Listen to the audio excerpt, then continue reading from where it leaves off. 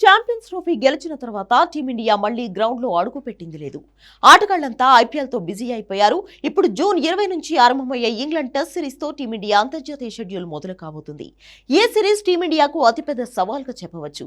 Rohit Sharma, Virat కోహ్లీలు టెస్ట్లకు retirement ప్రకటించడంతో వీరిద్దరూ లేకుండానే భారత జట్టు ఈ పర్యటనకు వచ్చింది. యువ ప్లేయర్లతో కూడిన టీమిండియా అనుభవంతో కూడిన ఇంగ్లాండ్ జట్టును ఏ విధంగా ఎదుర్కొంటుందనేది ఆసక్తికరంగా మారింది. ఇదిలా ఉంటే ఈ సిరీస్ కొందరు టీమిండియా ప్లేయర్లకు అత్యంత కీలకం కానుంది. ముఖ్యంగా 4 ప్లేయర్లకు ఒక్క ముక్కలో చెప్పాలంటే ఈ ప్లేయర్లకు ఈ సిరీస్ చావోరేవో లాంటిది. విఫలమైతే మాత్రం టీమిండియాలో మళ్లీ కనిపించేది కష్టమే. ఈ జాబితాలో రవీంద్ర జడేజా అందరికంటే ముందున్నాడు. ఇప్పటికే అంతర్జాతీయ టీ20లకు గుడ్ బై పలికాడు. వన్డేలో చోటు దక్కడం లేదు. కేవలం టెస్టుల్లో మాత్రమే ఆడేందుకు అవకాశాలు వస్తున్నాయి. అయితే ఇంగ్లాండ్తో జరిగే టెస్ట్ సిరీస్ జడేజాకు అత్యంత కీలకంగా మారింది.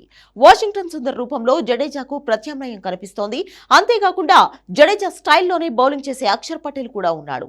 ఈ క్రమంలో ఇంగ్లాండ్తో జరిగే సిరీస్లో జడేజా అంచనాలకు మించి రాణించాలి. లేదంటే ఇదే అతడికి ఆఖరి సిరీస్ అయ్యే అవకాశం ఉంది. పేలవ ప్రదర్శన కారణంగా టీమిండియాకు దూరమైన శార్దూల్ ఠాకూర్ చాలా రోజుల తర్వాత ఇంగ్లాండ్తో జరిగే సిరీస్ కు ఎంపికయ్యాడు. బౌలింగ్ ఆల్రౌండర్ కేటగిరీలో శార్దూల్ కు అవకాశం వచ్చింది. ప్రాక్టీస్ మ్యాచ్ లో సెంచరీ చేశాడు. అయితే ఇంగ్లాండ్తో జరిగే టెస్ట్ సిరీస్ కు ప్రాక్టీస్ మ్యాచ్లకు చాలా తేడా ఉంటుంది. సిరీస్ లో విఫలమైతే మాత్రం వేటు ఖాయం. అలాగే హైదరాబాదీ పేసర్ మహమ్మద్ సిరాజ్ కూడా ఈ సిరీస్ చివరి ఛాన్స్ గానే చెప్పవచ్చు. 2023లో జరిగిన ఆసియా కప్ ఫైనల్లో 6 వికెట్ల ప్రదర్శన తర్వాత అతడు పెద్దగా రాణించింది లేదు. వన్డే ప్రపంచ కప్ 2023 ఆడినా పెద్దగా ప్రభావం చూపలేకపోయాడు. ఇక 2024 టీ20 ప్రపంచ కప్ కు ఎంపిక చేసిన తుది జట్టులో అవకాశం దక్కలేదు. ఇక ఈ ఏడాదే ముగిసిన ఛాంపియన్స్ ట్రోఫీకి ఎంపిక కాలేదు.